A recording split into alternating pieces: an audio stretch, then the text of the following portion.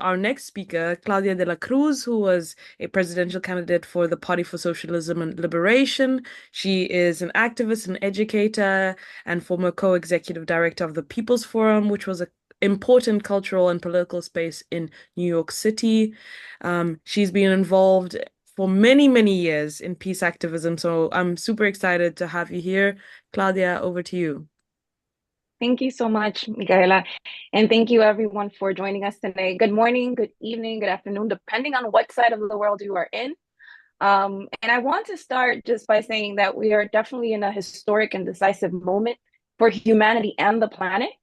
And obviously, examples like those in Africa, I'm glad you mentioned the conference you went to, Mikaela, are projections of where our people are in terms of defense and resistance. And that's hopeful.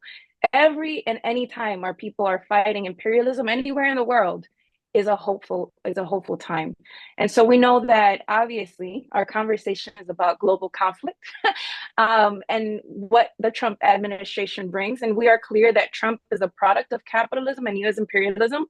And while we understand that Trump is a change in the management of the US empire and it brings its particularities, we do not underestimate the extreme right and billionaire agenda that he is there to advance.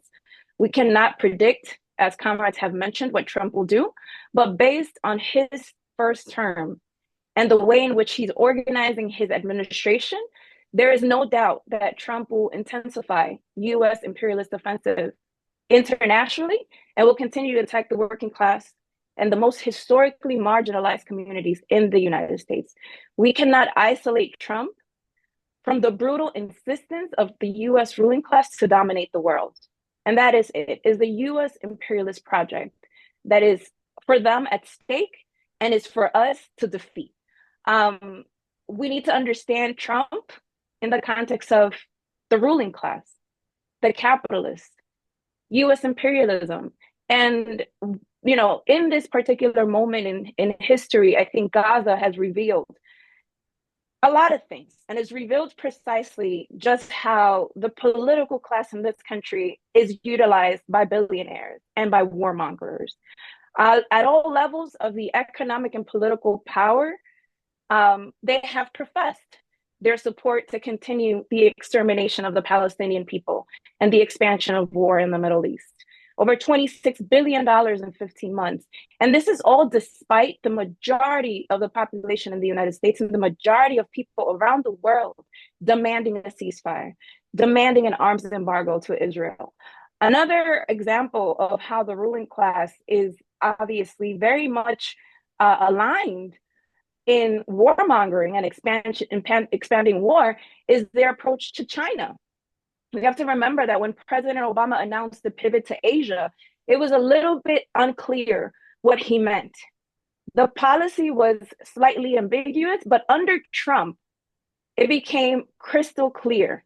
In 2018, the US adopted a new military doctrine announcing to the world that its priority was major power conflict. And what this meant was prioritizing an expansion of war on the People's Republic of China as the centerpiece of its new military doctrine.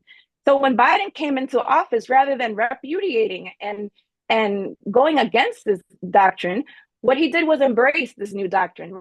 And again, this is the project that upholds the politics that sustains the ruling class and its imperialist agenda. So this shows that war or confrontation with China is not simply a Trump policy. It's something that is going to continue as a position that is agreed upon within and among all factions of the ruling class. And this is what possesses such a grave danger, that the US ruling class has chosen this insane policy in consensus without any debate anywhere in the political halls of power. It's been consensus of it. If you defy it, if you debate it, then you're an agent of China. If you disagree with it, you're an agent of China. And in his second term, what we can expect is a new round of tariffs, sanctions, and restrictions towards Chinese companies. And this is something he's been promising. He was promising it throughout his whole campaign. I think it's important to talk a little bit about Latin America, for example, and the Caribbean. Trump intensified the U.S. imperialist offensive during his first term. He utilized sanctions as warfare against Venezuela, against Nicaragua, while U.S.-backed opposition groups grew and were emboldened. And many of them were violent. So those arms, those weapons, that funding came from the United States. In Bolivia, he supported a coup against Evo Morales. In Cuba, he rolled back advancements on the normalization of relationships between US and Cuba and enforced over 240 sanctions that have significantly crippled the Cuban economy. And that's on top of the 60-plus year blockade that the United States has, illegally and unjustly held on Cuba. That he reinstated Cuba into the state of sponsor of terrorism list, which blocks Cuba from acquiring needed essential goods.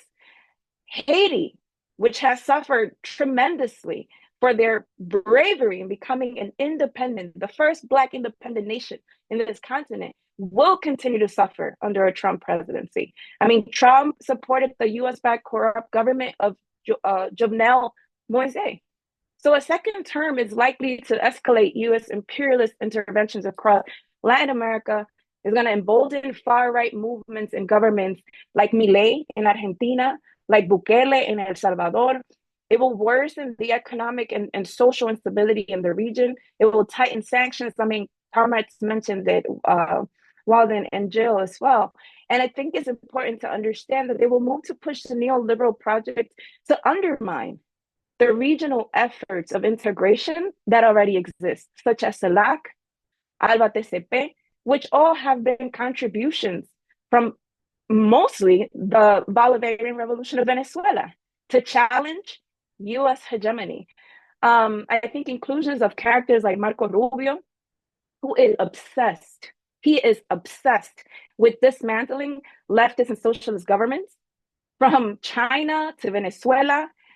Marco Rubio has called for sanctions, supports of military intervention, aggressive actions against Venezuela and Cuba.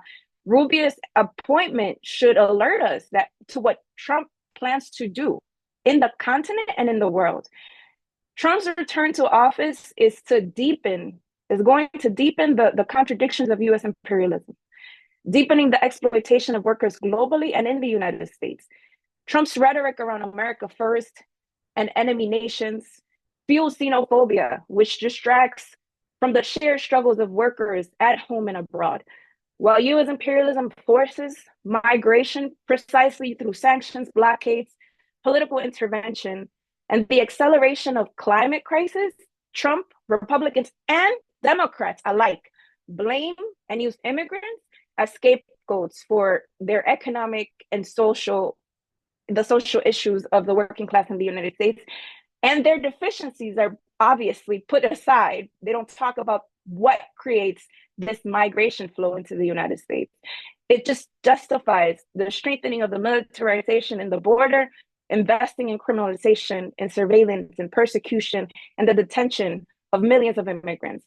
So Trump is promising to heighten those attacks on immigrant communities, and that will lead to the intensifying attacks against immigrants in the workplace. They will be forced to work for lower paying jobs, going into more invisibility and unable to access any benefits. This only benefits the corporations. We can expect that he will increase the precarity for all workers. And so we know that in his first term, he rolled back regulations and further eroded the ability of workers to organize, to fight for better working conditions, things that, again, only benefit the multi-corporations and the billionaires. Trump's first term increasingly pumped money into the military-industrial complex, $700 billion. We're at trillions now. So we can expect that he will continue to do that, pump more money into the military-industrial complex at the expense of working-class people in this country, cutting public services, divesting from public health services, cutting programs like Medicaid or housing assistance, education. We see with the appointments that he's putting in place that there will be a further privatization of healthcare and education. And so we could expect many things. I think the response is what matters. And we must use this moment, as Comrade Walden was mentioning, the challenges and the opportunities to insist that the only antidote to US imperialism is building and strengthening working class solidarity and working class internationalism. We need to reject the framing that China, Venezuela, Palestine, Cuba, or any other nation state is an enemy. We need to highlight the struggles between the US working class and those working class people in other nations. And we need to oppose the US war machine and militarism. We need to continue to reveal the monstrosity of this war economy and fight to reduce military spending and redirect those funds towards social programs and climate action. And I think that we're in a prime moment to do that, because the mask has definitely come off and a lot of people are able to understand the connections between their own struggles and the struggles of people in the working class community internationally. So I'll stop there. Thank you so much, Claudia. Thank you. I'm so glad we have you and Jill who are there and have been, I can't even imagine the energy expelled in the process of trying to not only enter into the political arena, but to conscientize and make sure that people understand what the machinery is behind the elite in the US right now. And for those who don't know, who want to get a little bit more information, Tricontinental has a document called Hyperimperialism, where we have a lot of information about what, like Claudia specifically mentioned, about what the political elite in the US have been establishing, what the role of the US military is, which, by the way, the US military, with its accomplices that it subordinates, spends almost 75% of global military spending. It's a huge amount, and it's not the amount that the Stockholm Institute for Peace Research documents annually, which is around 800 billion, but it's double that. It's like a huge amount.